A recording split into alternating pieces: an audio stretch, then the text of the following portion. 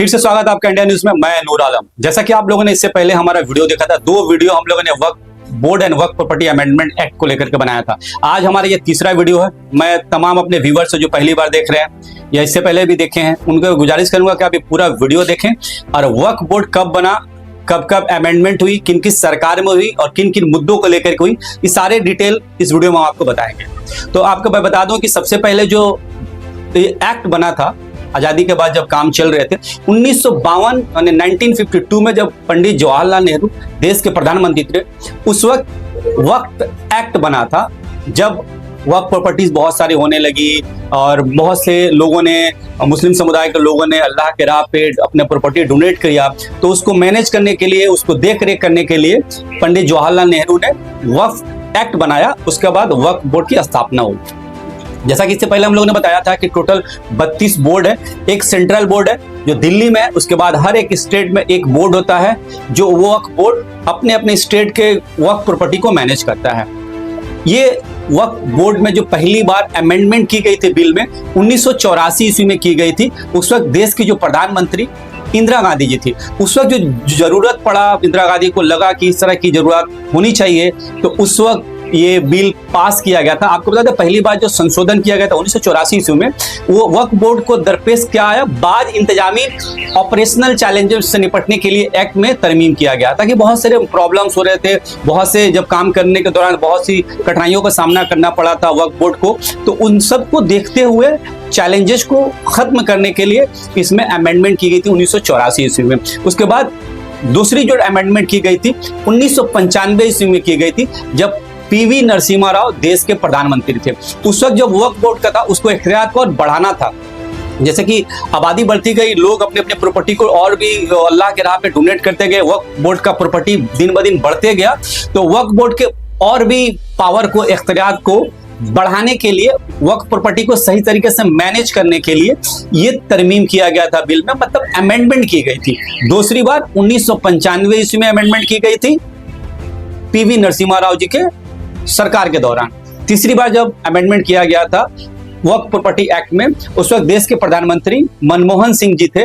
उस वक्त ये जो प्रॉब्लम्स हुए, कंटेम्प्रेरी जो इश्यूज थे, जो प्रॉब्लम थे, उन सबको दूर करने के लिए, वक्फ बोर्ड को सही से मैनेज करने के लिए ये अमेंडमेंट किया गया। जो तीसरा अमेंडमेंट था, वक्फ इंतजामिया में अशरी मसाइल को हल करने के लिए कानून को मजीद अपडेट किया गया। अशरी मसाइल मतलब होता है कंटेम्प्रेरी इश्यूज, कंटेम्प्रेरी प्रॉब्लम, उसको दूर करने के लिए गवर्नमेंट ने अमेंडमेंट किया वक्फ प्रॉपर्टी अमेंडमेंट एक्ट में। ये तीसरा संशोधन था। और चौथा संशोधन 2024 में चौथी मर्तबा वक्फ प्रॉपर्टी अमेंडमेंट एक्ट नाफिज करने की कोशिश की गई। इस बिल को 8 अगस्त को पेश किया गया। उसके बाद 9 अगस्त को जेपीसी कमेटी गठित की गई। आपको बता दें इस वक्फ अमेंडमेंट जो बिल है, इसमें जो मेजर जो चेंजेज है, जिसको कहीं ना कहीं मुस्लिम समुदाय के लोग या वक्फ बोर्ड के जो लोग हैं, कारकुनान हैं, वो मानते नहीं दिखेंगे। इसके जो मेजर ये है कि इससे पहले जो भी गवर्नमेंट प्रॉपर्टीज, गवर्नमेंट जो ऑफिसेज हैं वो वक्फ प्रॉपर्टीज के ऊपर हैं, वो वक्फ प्रॉपर्टी अब वक्फ प्रॉपर्टीज नहीं रहेगा, अब उस पर सरकारी दखल होगा, जो नया अमेंडमेंट बिल आ रहा है उसके अनुसार। और सबसे जो मेन मुद्दे की बात देखने को मिल रही है, इससे पहले जो वक्फ बोर्ड में जितने भी लोग हुआ करते थे वो मुस्लिम समुदाय से होते थे और वक्फ बोर्ड मैनेज करती थी। अब इसमें बाहरी लोगों का भी हस्तक्षेप होगा। जैसा कि पहले हम लोगों ने इससे पहले वाले वीडियो बताया था कि अब एक हर डिस्ट्रिक्ट में एक कलेक्टर होगा, वो डिसाइड करेगा कि वक्फ प्रॉपर्टी वक्फ बोर्ड का है या नहीं। अगर कोई चैलेंज करता है तो इससे पहले डिसीजन मेकर वक्फ बोर्ड हुआ करता था, अब डिसीजन मेकर वो डिस्ट्रिक्ट कलेक्टर होगा, वो डिसाइड करेगा। और उससे भी जो बड़ी बात सामने आ रही है, इससे पहले जो वक्फ प्रॉपर्टी मुस्लिम पर्सनल लॉ बोर्ड के तहत वक्फ प्रॉपर्टीज अमेंडमेंट एक्ट हुआ करता था, अभी इसका नाम को बदल दिया जा रहा है। इसका नाम बदल करके वक्फ मैनेजमेंट एम्पावरमेंट इफिशियंसी और डेवलपमेंट एक्ट रख दिया गया है। जैसे कि वक्फ बोर्ड मैनेजमेंट एक्ट हुआ करता था, अभी उसका नाम बदल करके यूनाइटेड वक्फ मैनेजमेंट एम्पावरमेंट इफिशियंसी और डेवलपमेंट एक्ट रख दिया गया जाएगा, ताकि वक्फ के निजाम को और वसी तरह से मैनेज किया जा सकते हैं। ये सरकार का कहना है। जबकि मैंने बताया कि एक तो नाम चेंजेस मसले हैं, दूसरा पहले जो था कि वक्फ प्रॉपर्टीज के ऊपर भी कई एक गवर्नमेंट ऑफिसेस हैं, गवर्नमेंट हॉस्पिटल से कई एक जगह पे ऐसा देखा गया है। तो इस संशोधित बिल के बाद क्या हुआ कि जो भी वक्फ प्रॉपर्टीज हैं, अगर उस पे कोई सरकारी ऑफिस है, सरकारी उस पे कब्जा है, तो they will be no more वक्फ प्रॉपर्टीज, वो सरकारी प्रॉपर्टीज हो जाएंगी। मैं फिर से बताऊं अपने तमाम व्यूअर्स को कि जो इस बोर्ड में जो अमेंडमेंट की जा रही है, कहीं ना कहीं मुस्लिम समुदाय उसको एक्सेप्ट करते नहीं दिखेगी और वक्फ बोर्ड के जो लोग वो भी एक्सेप्ट करते नहीं देखेंगे। मैं पहली बार बताऊं, इसमें जो नाम की तब्दीली, ये एक्ट का नाम बदल करके इफिशियंसी और डेवलपमेंट एक्ट रख दिया जाएगा, ताकि वक्फ के इंतजाम के लिए वसी तर नुक्ता नजर को जाहिर किया जा सके। मतलब और बढ़िया तरह से मैनेज करने के लिए सरकार का कहना है हम नाम चेंजेस कर रहे हैं। दूसरा जो है, वक्फ की जो तस्कील हो रही है, एक शख्स को कम से कम 5 साल के लिए मुस्लिम होना चाहिए, तभी वह वक्फ कर पाएगा। अपना अगर कोई प्रॉपर्टी वक्फ करता है, अगर वो आज 1 साल या 2 साल पहले इस्लाम एक्सेप्ट किया है और अपना प्रॉपर्टी डोनेट करना चाहता है, तो वो अपना प्रॉपर्टी डोनेट नहीं कर सकता था। इस नए बिल के तहत क्या होगा कि अगर कोई प्रॉपर्टी डोनेट करना चाहता है, एटलीस्ट वो 5 साल से मुस्लिम है, मतलब जो मुस्लिम भाई बहन है, पहले से कोई दिक्कत नहीं। बहुत से लोग होते हैं इस्लाम एक्सेप्ट कर लेते हैं, उनके पास बहुत सारी प्रॉपर्टीज होती हैं, तो चाहते हैं कि वो प्रॉपर्टी अल्लाह ही राह में मैं दान कर दूं। तो ये जो एक्ट आ जाएगा, ये एक्ट अब वैसा नहीं रह पाएगा। इस प्रॉपर्टी एक्ट के तहत क्या होगा कि कम से कम 5 साल के लिए उसको मुस्लिम होना अनिवार्य है, मतलब जरूरी है। इसके अलावा एक और मामला देखा गया है कि जो वक्फ बोर्ड का जो वक्फुल औलाद है, मतलब एक आदमी ने वक्फ किया है वो प्रॉपर्टी को, अगर उसका कोई औलाद है, फिर वो उसका इंचार्ज होता है, तो वक्फुल औलाद के क़याम से औरतों और वारिसों की वारिसी हकूक को छीन लेने की कोशिश की जा रही है। मतलब कि अगर मैंने अपना प्रॉपर्टी को वक्फ कर दिया, मेरे जो ग्रैंड सन हो गए या के बेटा होगा या उसकी बेटी होगी, वो लोग अब वो प्रॉपर्टी को मैनेज नहीं कर पाएंगे। अब वो वक्फ प्रॉपर्टी के मालिक के तौर पर ट्रीट नहीं किया जाए कि उनके ग्रैंडफादर ने वक्फ प्रॉपर्टी या अपना प्रॉपर्टी को डोनेट किया था। तो इस नए अमेंडमेंट बिल में क्या है कि जो लोग या औरतें या बच्चे, अगर उनके कोई खानदान वाले पुराने बड़े बुजुर्गों ने वक्फ को डोनेट किया है, अब दर पीढ़ी दर पीढ़ी ये प्रॉपर्टी उनकी नहीं कही जाएगी।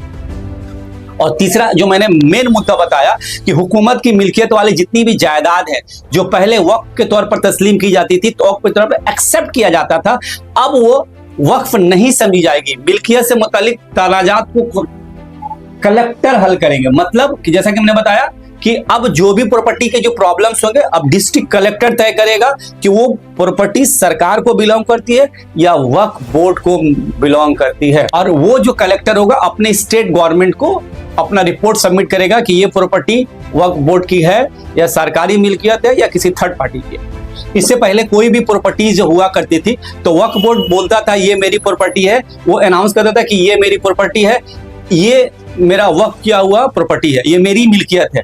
अब जो नया संशोधन किया जा रहा है, अमेंडमेंट की जा रही है, तरमीम की जा रही है, उस अमेंडमेंट एक्ट के तहत बोर्ड को इख्तियारात नहीं होंगे।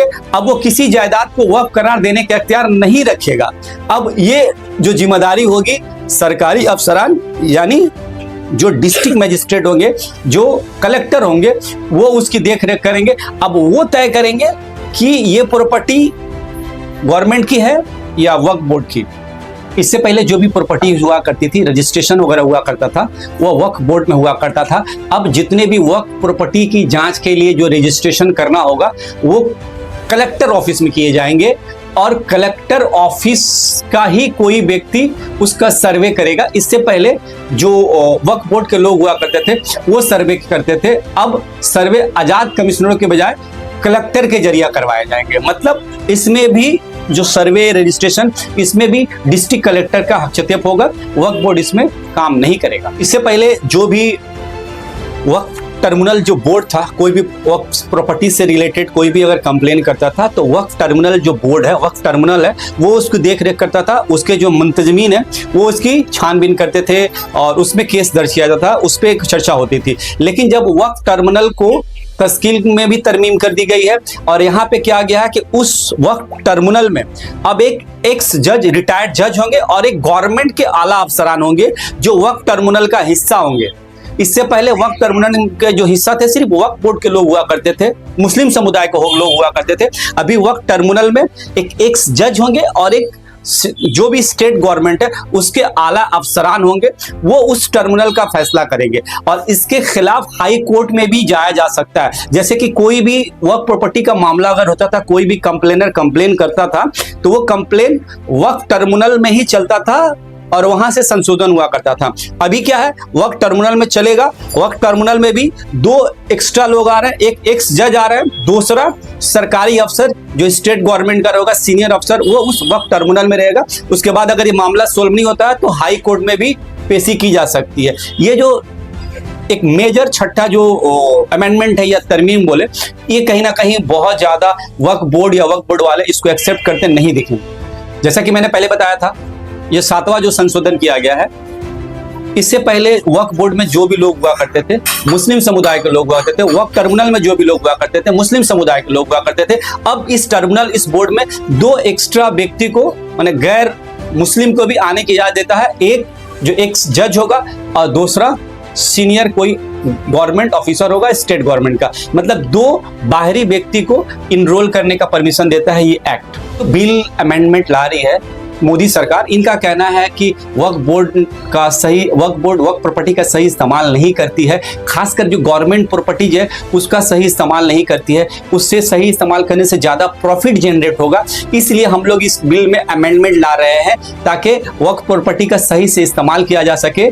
खास तौर पर सरकारी इमलाक में सरकारी जो प्रॉपर्टी है उनकी शमूलियत और उनके इंतजाम की सफाकत के हवाले से हम लोगों ने इस बिल में अमेंडमेंट किया है। लेकिन मुस्लिम समुदाय और वक्फ बोर्ड के लोगों का यही कहना है कि जिस तरह से ये संशोधन किए जा रहे हैं, कहीं ना कहीं हमारी प्रॉपर्टी में कब्जे करने की कोशिश है और हमारी जो पर्सनल जो एक बोर्ड हुआ करती थी, मुस्लिम समुदाय ही उसको गवर्न करते थे, उसकी देख रेख करती थी, कहीं ना कहीं इसमें सरकार भी इसमें हस्तक्षेप करते देखी जा रही है। अब देखना यह है कि ये बिल जो जेपीसी के हवाले की गई है, ये तय करना है कि ये बिल पास होगा या नहीं होगा। अब आने वाले वक्त में आप नजरें बनाए रखें हमारे चैनल पे, अगर ऐसा कुछ भी होता है तो फिर से वक्फ बोर्ड और वक्फ बोर्ड अमेंडमेंट बिल के लेकर के हम आपको वीडियो बनाएंगे और आप तक पहुंचाने की कोशिश करेंगे। अगर आप ये वीडियो यूट्यूब में देख रहे हैं तो हमारे चैनल को सब्सक्राइब करें, फेसबुक में देख रहे हैं तो हमारे पेज को फॉलो करें।